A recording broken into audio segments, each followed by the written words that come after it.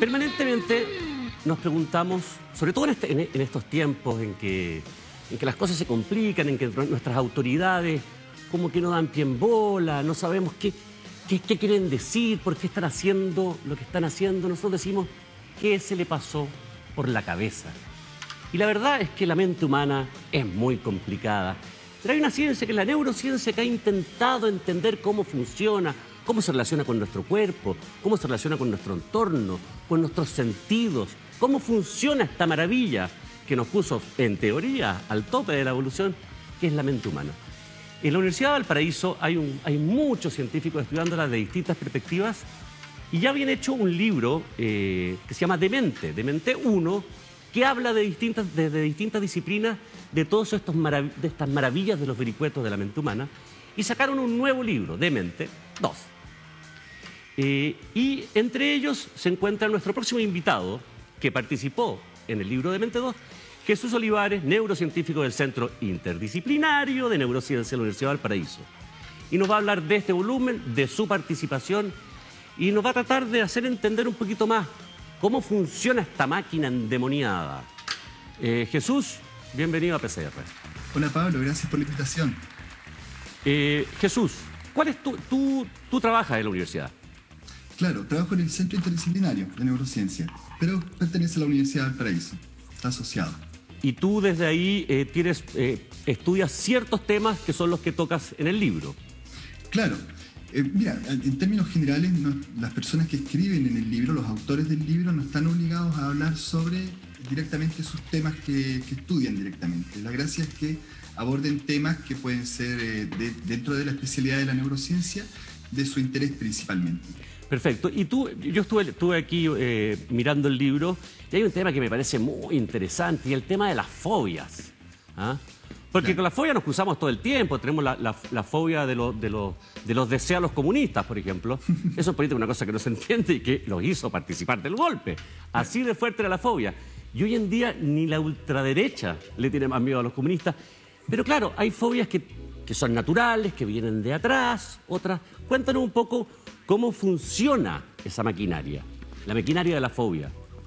Mira, es bien interesante el tema de la fobia, especialmente considerando que la mayoría de las personas que tienen algún trastorno psiquiátrico en el mundo precisamente se refiere a una fobia, ¿sí? Las fobias están clasificadas dentro de los trastornos de ansiedad, que son también una de las condiciones neuropsiquiátricas, si se quiere decir, más comunes en nuestro país. Y que probablemente se han acentuado actualmente en la situación de restricciones por la pandemia que tenemos. Las fobias se generan, esto es importante, las fobias son distintas al miedo, ¿sí? El miedo común y corriente, el miedo que uno puede tener frente a un evento que no esperaba, por ejemplo, que una situación grave que le pueda suceder. Los miedos nos protegen en el fondo para poder reaccionar rápidamente. El miedo es algo natural, algo sano y algo que deseamos tener.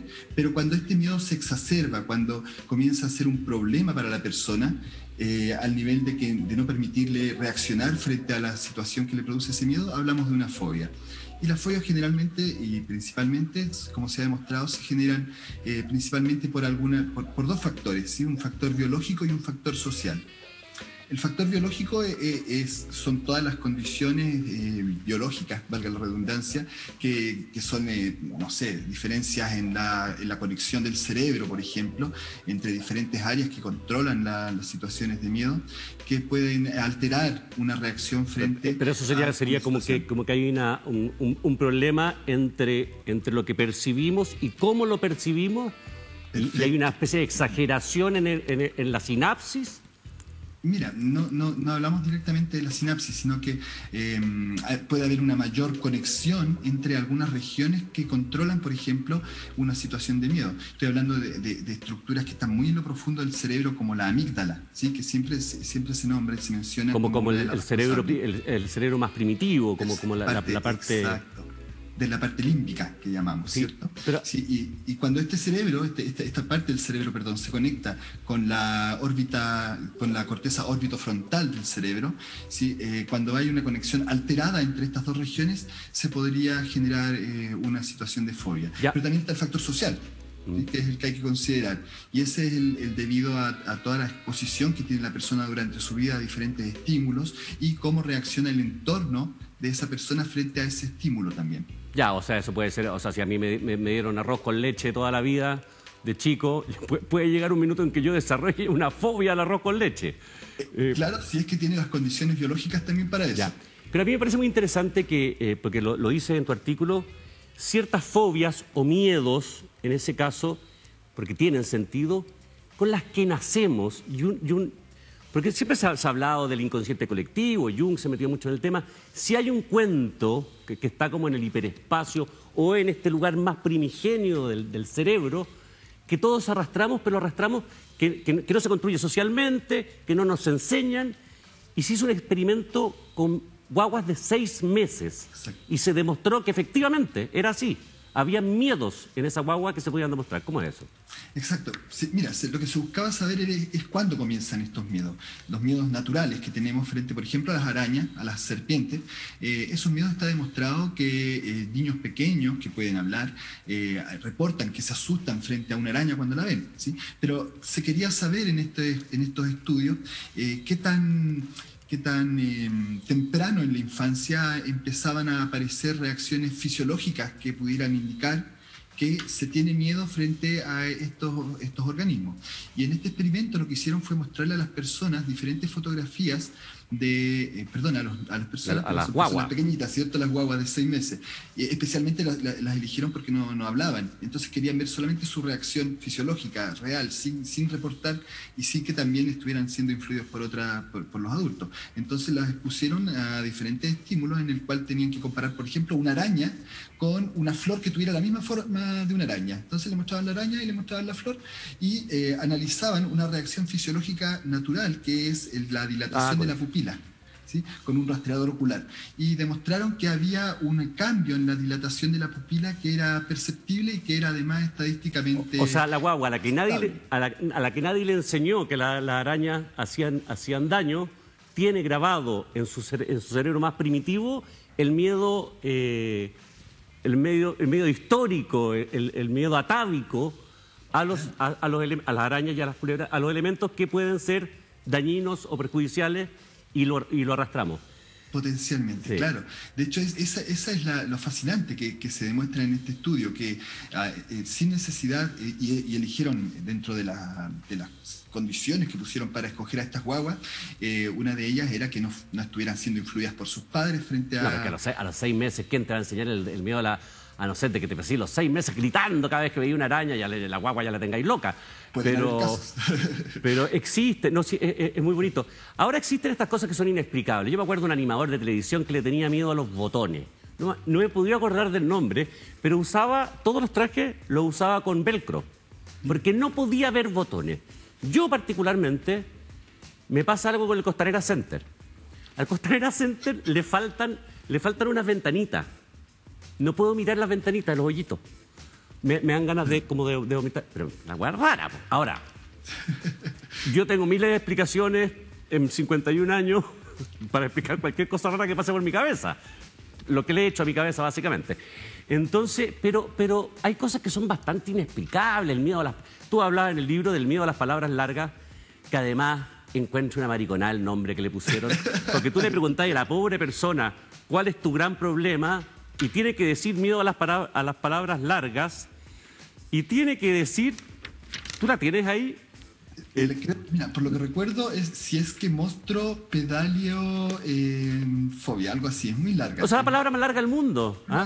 Es como el cuento de los... A mí me dijeron una vez, yo no sé si sea cierto, que los tartamudos, la palabra original está mudo, casi mudo, pero les preguntaban, entonces está mudo, y la palabra se empezó a alargar y probablemente en siglos más adelante, en la evolución del lenguaje, sean tartamudos, por ejemplo. Porque cada vez que tratan de decir la palabra, le agregan una más. Mira, aquí encontré la palabra. Es muy larga, ¿sí? Es hipopótomonstro siesquipedaliofobia, ¿sí? Ese es el miedo a las palabras largas. O sea, o sea, si tú querés joderle la vida a un tipo que le tiene miedo a las palabras largas, le tenés que decir, oye, ¿y es verdad que tú tienes...? Y lo cagáis, o sea, pero sale corriendo, claro. Hay ciertos mitos con respecto al cerebro. Cuéntanos algunos de ellos. Mitos que podamos derribar de una vez y por todas. Mira, hay un montón, ¿sí? El más conocido y el más infame probablemente es el de que usamos el 10% de nuestro cerebro. ¿Sí? Y se le achaca esa frase a personajes como Einstein, entre otros. ¿Ya? Realmente eso no es así. O sea, en todo momento, todo el tiempo, nosotros necesitamos usar el 100% de nuestro cerebro. Lo necesitamos para poder llevar a cabo todas las funciones que completamos a diario. Me cagaste, un argumento que yo he usado siempre. El problema es que tú usas el 10% de tu cerebro y yo uso el 20%. Ahora voy a decir, ocupamos lo mismo, pero lo ocupo mejor. Porque... Probablemente por ahí un poco la cosa, ¿cierto? Sí, de hecho de eso se trata. Sí, realmente necesitamos, si ocupáramos solamente el 10% de nuestro cerebro no podríamos ni siquiera a lo mejor respirar o articular palabras siquiera. ¿Sí? Realmente nuestro cerebro es una máquina que ocupa un porcentaje importante de la energía corporal diaria, alrededor del 20% de la energía que tú consumes a diario y que tienes que producir es para mantener a tu cerebro vivo y activo diariamente.